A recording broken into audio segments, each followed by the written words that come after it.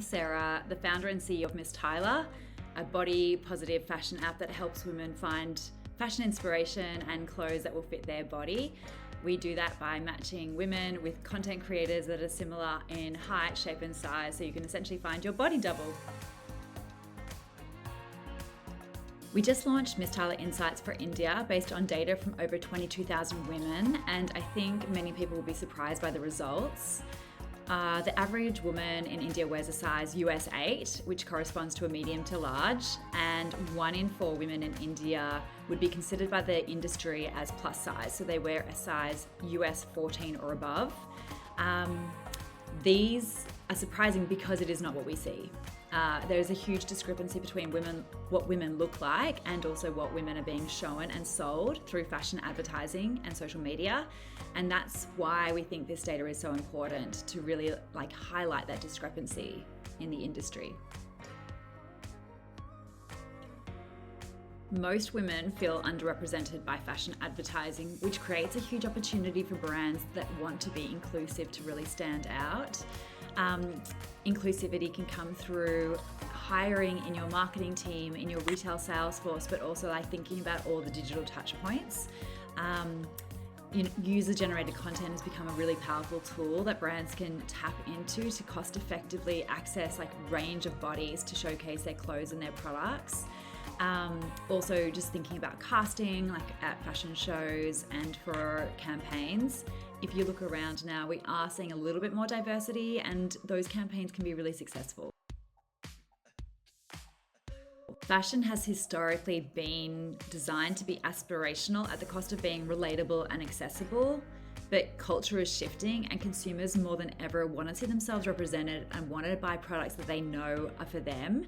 So having access to this data and having access to content creators that can create a much wider range of content allows brands to better understand their customers and then better appeal to them through marketing campaigns and such. When you think about fashion, it's one of the largest and most inefficient industries in the world. If you think about the return rate of 30% of clothes that are bought online being returned. A lot of solutions in the past have tried to solve fit unsuccessfully, and they've focused on size.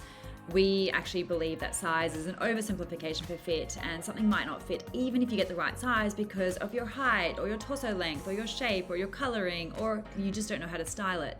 So we take a much more holistic approach, and we basically match shoppers with a community of content creators of all different shapes and sizes and ages and such, who do the job of trying things on to show how things fit and how they're styled. So you can find a creator that looks like you, and if they've got your same body, you essentially have seen what an item looks like on you, and you can purchase with a lot more confidence. And we've shown that through our platform. By doing that, we've been able to reduce the return rate by 80% down to below 6%. So fashion returns are not just cost effective for the business, but they're also a terrible environmental toll because there's excess shipping, handling, packaging, and there's a huge portion of returns that don't get resold, that end up being destroyed or go to landfill. So by solving fit, we can actually transform the industry and make it a better customer experience, more sustainable and more profitable for all businesses.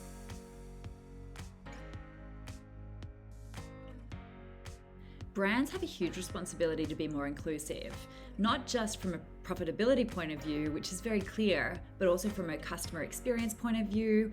It's really important for women to see themselves represented and feel included in something like fashion, that we all have to get dressed every day, and what we wear really does affect how we feel. But also from an environmental perspective, as I mentioned before, the cost of returns is really expensive and takes a huge toll on the environment. So I think it's just irresponsible for brands to not be more representative.